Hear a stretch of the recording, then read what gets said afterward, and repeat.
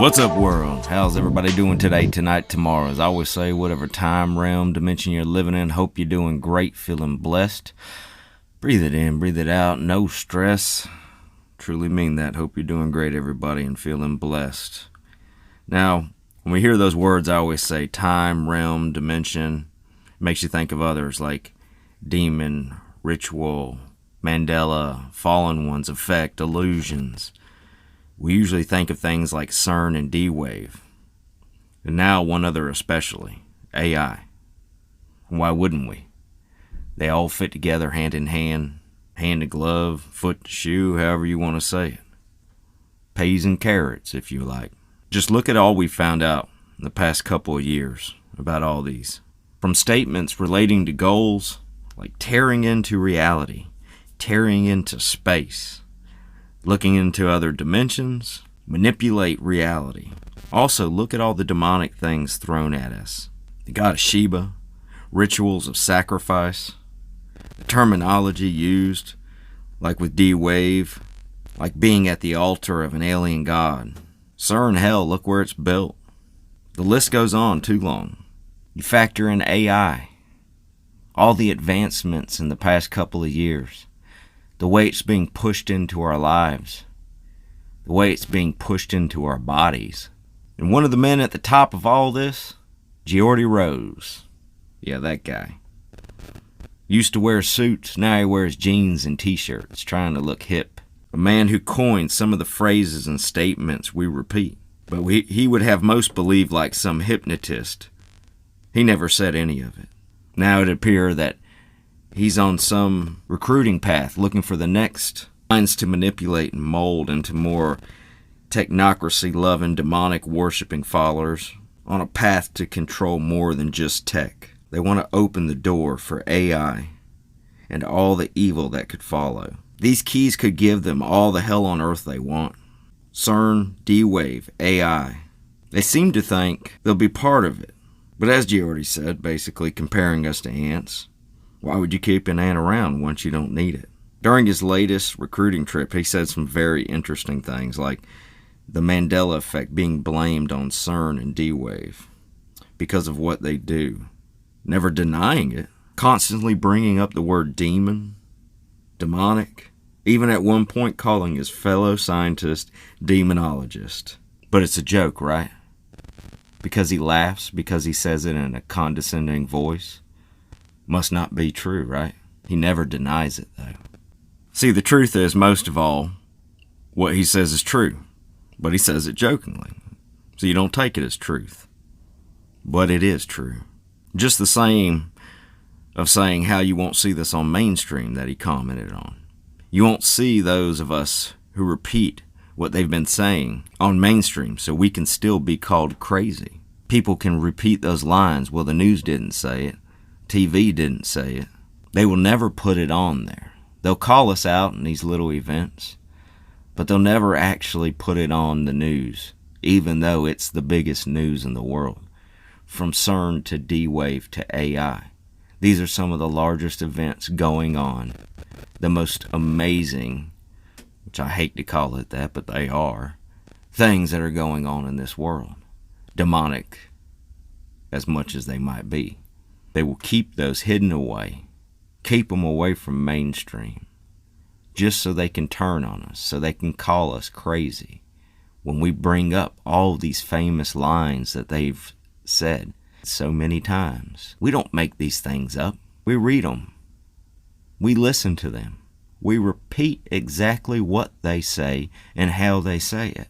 Yet we're called crazy because it's not on mainstream. They will distract you with war, taxes, football, he said. Even making references to if this was a alien mothership, sending a message saying it would be here in 13 to 20 years. We would be preparing. We would be getting ready. If not, we take the chance of being left behind. We take the chance of being crushed. It's funny, the words that he chose to use were basically threats. At the end of all this, he said, hey, we're accepting jobs here, leading people to believe if you don't join us, you'll be crushed by us. See, this technocracy won't take bystanders watching. You're either with it or you're against it.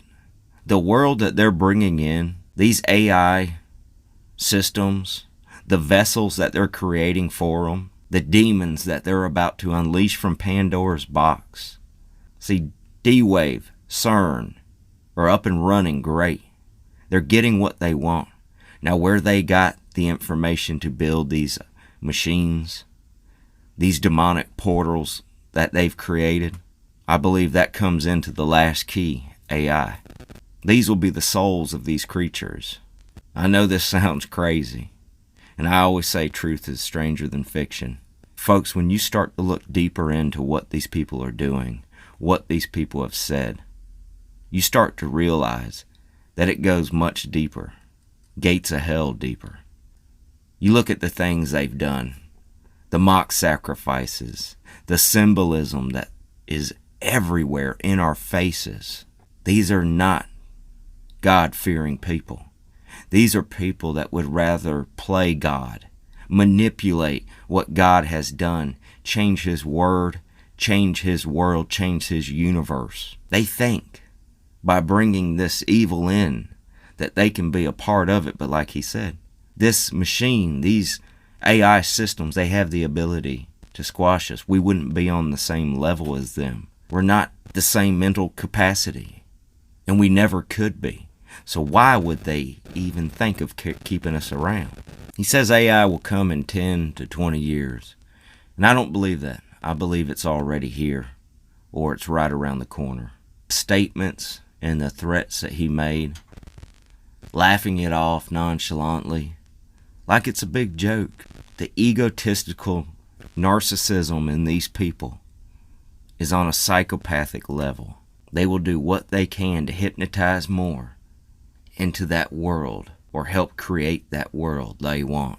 All we can do as a people right now is stand up against it, let our voices be heard, bring awareness to others, show them what they have put out that mainstream will not show them.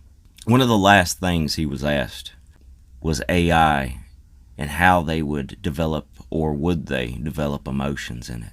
How would we avoid a Terminator scenario? He never quite answered that question. If anything, he made the AI sound darker than what it was, that it would be emotionless. It couldn't have the same emotions we have, even if programmed into it. It might not understand compassion, reason, and love. Only one direct way. If these people think that they can control these entities, they're sadly mistaken. If they think these entities will keep them around, well, that's where the merge comes in. If you can't beat them, you can't at least walk on the same path as them, then you join them. You merge with these machines. And I know, once again, it sounds crazy, but folks, look at what's going on right now. These things are being pushed, starting with chips, and then it will move further. It's been on the front page of many magazines. Some great minds have warned against this. They've warned against these machines many times, that these machines and this system that they're trying to start could be the end of our world as we know it, the end of our race as we know it. So keep fighting. Let your voices be heard. Tell all you can tell. They're going to look at you crazy. That kind of comes with speaking the truth, because people would rather stay in that matrix, stay in that comfortable box, than know the cold, hard truth of what the world really is becoming. All right, everybody. Thank you so much. I'll leave some links. I got to give a thanks to RFB. Folks, I know some of you like him. I know some of you don't. We've got to stop the in-house fighting and realize a lot of us are fighting for the same thing. As always, everybody, thank you truly from the bottom of my heart. More than anything, y'all stay blessed. Y'all stay incredible. See ya.